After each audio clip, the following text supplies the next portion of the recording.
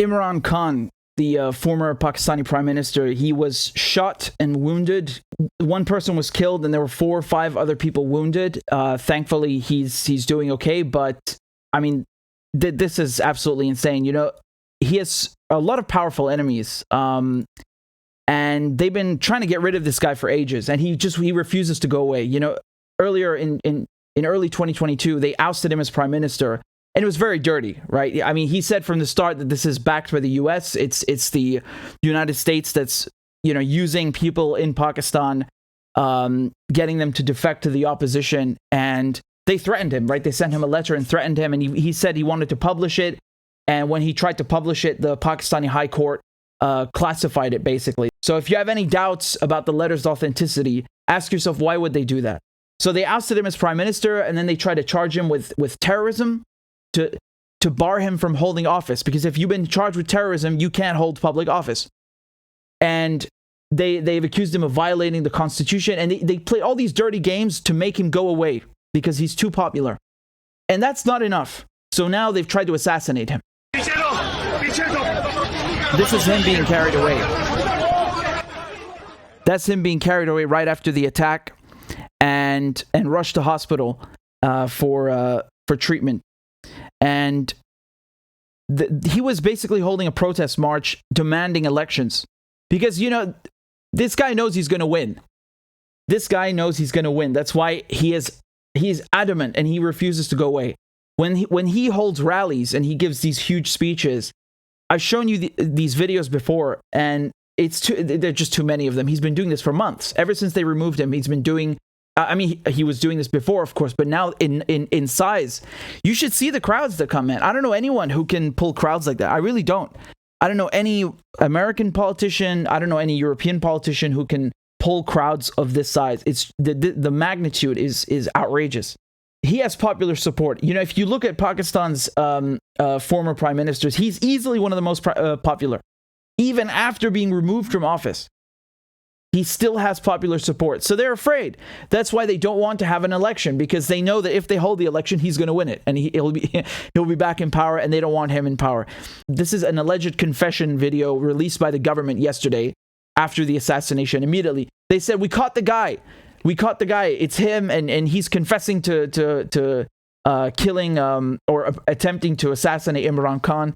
I'll just play the video of you. I don't know if there's going to be any subtitles here, but he basically said that, yeah, it was me. I tried to kill him. He was misleading people, and I wanted to get rid of him. And people are looking at this video, and you know, they think it's a sham, because how did they get a confession out of this guy so quickly? He doesn't even look like the attacker in the video. Now, I'm not going to speak to the authenticity of it because I don't have a final response, but I can tell you what Imran Khan himself thinks about who's out to get him. And he basically accused the current prime minister, the current government in Pakistan, of going after him. Here's his speech from today. Okay, so this is after he's been shot. You can see his foot is in a cast, I believe. General Bajwa को भी कहना, मैं आपको आज कह रहा हूं कि ये फैसल मेजर जनरल फैसल कर रहा है, ये इस मुल्क को तबाही की तरफ लेके जा रहा है. फौज इस मुल्क की जरूरत है.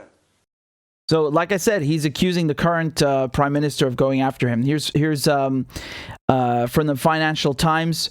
You know, the video that I just played to you. He's basically saying that the interior minister, who's Rana Sanwallah, had advanced knowledge of the attack, and he also accuses Major General Faisal Nasir, he's basically in the Pakistani military, he's a senior official, and he accuses them of being involved in this assassination attempt. And you have to remember something. In Pakistan, the military is it's like in Egypt. It's an entity that is extremely relevant and important to, you know, if you want to be the prime minister in Pakistan, or you want to be the president in Brazil or in Egypt, you need the army behind you, because you don't want to make an enemy out of them. The United States wanted him gone because he starts criticizing the war on terror. He was, you know, instead of sanctioning the Russians, he buys from the Russians, and this is the day the war started. So he doesn't play ball, and you know, just like any popular leader, he has enemies inside the country who are more than happy to do what the U.S. wants them to do, and you know, it's a lucrative opportunity for them. Not one Pakistani prime minister has ever finished a term. Just to give you an idea, like, they all get killed or ousted from office. Not one of them has actually finished a term. So even though you've had Nawaz Sharif, who was prime minister a couple of times, he never actually finished a term. Each term there was something going wrong. And I think that's incredible. That kind of shows you the level of how volatile the situation is and the level of instability. There's always people trying to grab and take control of the premiership. And so when the United States comes in and helps them, gives them a helping hand, they're more than happy to take advantage of that. And that's why they're trying to get rid of Imran Khan, because he has so much popular support that if they actually listen to what the people want, he'd be back in power and they'd be ousted because no one wants them. Sharif is only prime minister now, because a few people, I think it was 5 people, defected to the opposition and voted Imran Khan out. He doesn't even have a fraction of Imran Khan's popularity. And he will lose any election held today.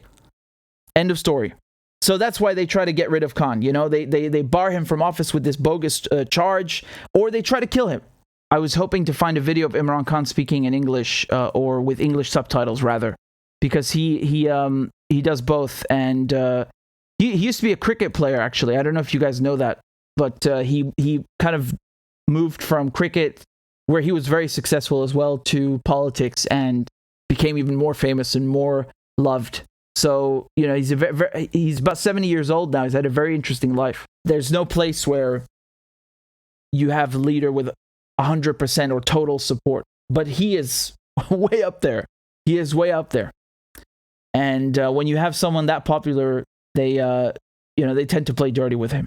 He was hit by 4 bullets in the leg, and his right tibia is fractured, and he was treated at Lahore's Shaukat Khanum hospital. So the doctor has said that, the doctor treating Imran Khan said that in the scan, the line that you see on the right leg is the main artery. The bullet fragments were very near it. So, it almost hit a crucial blood vessel, an artery.